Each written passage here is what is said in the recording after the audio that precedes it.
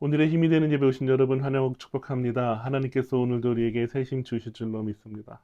선악과 사건 이후에 사람은 악한 본성을 갖게 되었는데 이 악한 본성은 내가 옳다라고 생각하는 본성입니다. 이 본성 때문에 세상은 망가지고 깨어지기 시작했습니다. 왜냐하면 가인과 아벨의 상황에서도 보면 다 하나님 앞에서 각자 최선의 예배를 드렸는데 하나님이 옳다고 받으신 예배는 아벨의 예배였어요. 그러나 가인은 이것을 받아들이지 않았습니다. 그래서 자기 동생을 돌로 쳐 죽여요. 결국 자기가 옳다고 하는 이 자기 본성 때문에, 자기가 맞다고 하는 이 자기 악한 본성 때문에 최초의 살인이 일어나고 점점 세상이 분열되고 분쟁되고 그리고 문제와 갈등과 전쟁이 또 혼란이 가중되게 되었습니다. 그러니까 모든 인생의 가장 큰 문제는 그 시작은 내가 옳다라는 것부터 시작해요. 내가 옳다라고 여기니까 부부가 문제가 생깁니다. 가정이 깨어져요. 공동체가 어려워져요. 내가 옳다고 생각하는 사람들이 많을수록 문제와 혼란이 더 극대화됩니다. 신앙생활에서도 내가 옳다고 여기면서 신앙생활 내 방식대로 하는 사람들이 많습니다. 그래서 조금만 어려운 일이 생긴다. 내가 이해할 수 없고 납득하지 못하는 그런 상황이 생긴다. 그러면 이렇게 말합니다. 시험 들었다고. 시험 들었어. 그러면서 하나님을 떠나고 교회를 등집니다.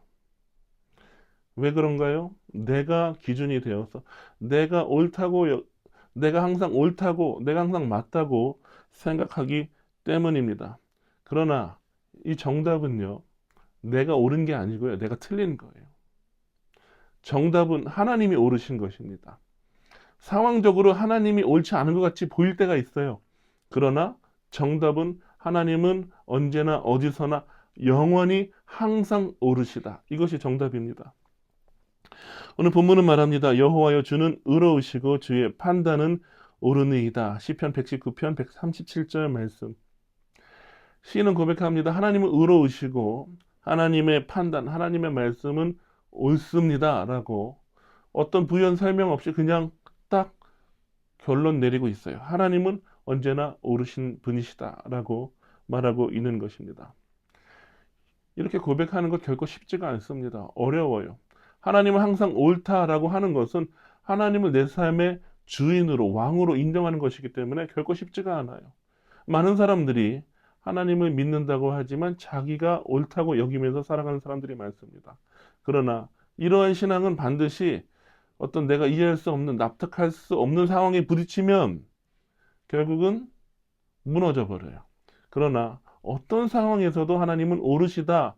이 신앙으로 살아가는 사람은 문제와 벽이 올 때에 내 이해의 한계와 내가 납득할 수 없는 상황이라는 벽이 올 때에 그 벽을 뛰어넘을 수 있게 됩니다. 아브라함이 바로 그 대표적인 사람인데 하나님께서 아브라함에게 뭐라고 말씀하셨습니까? 너는 내 사랑하는 독자 아들 이삭을 나에게 바치라.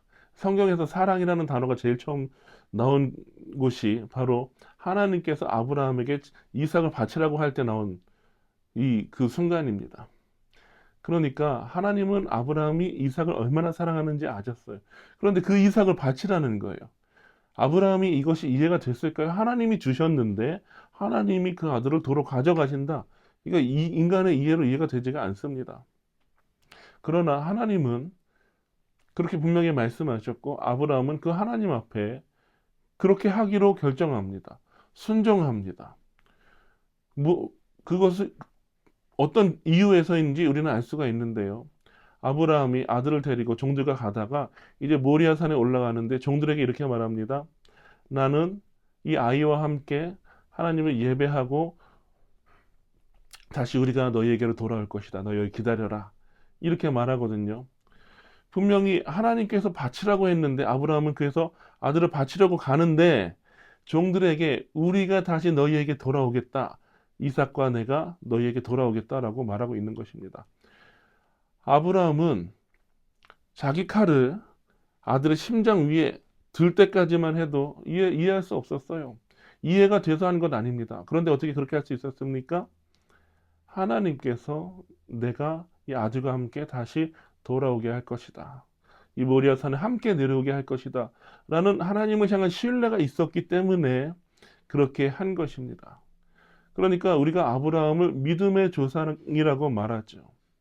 하나님이 어떤 분이신지 믿었기 때문입니다. 하나님은 본래 영원하신 분이기 때문에 우리의 짧은 인생 경험으로 이해할 수 있는 분이 아니에요. 하나님은 본래 이해의 대상이 아니라 신뢰의 대상입니다. 아브라함은 여호와 이레 주신 뿐만 아니라 또 예비하시는 그 하나님을 신뢰한 것입니다.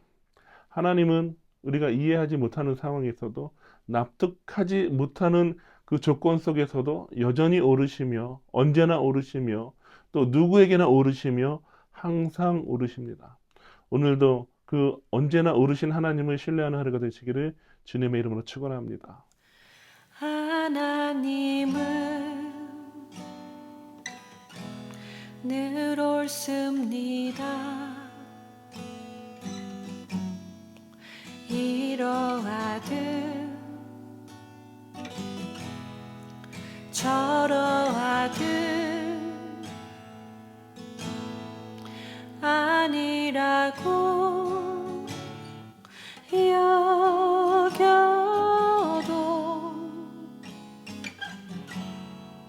하나님은 옳습니다. 하나님은 늘 옳습니다. 이러하듯 저러하듯 아니라고 여겨도 하나님은 옳습니다. 내 마음속에 새겨진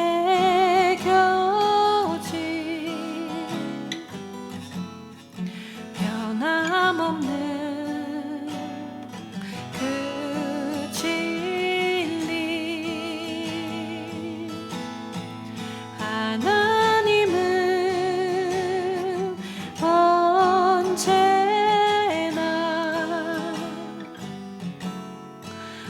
어디서나 옳습니다. 그리하지 않아도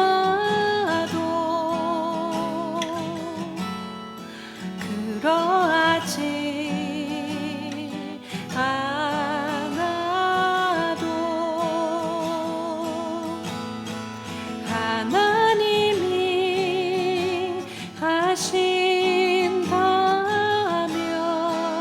하신다면 그 길만은 따르리라. 내 맘속에 새겨진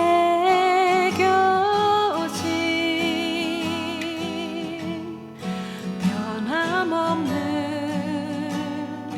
그 진리 하나님은 언제나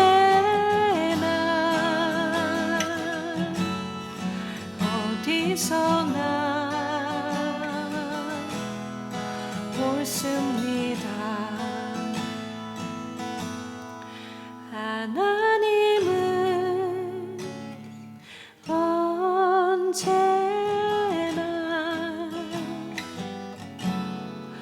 어디서나 옳습니다.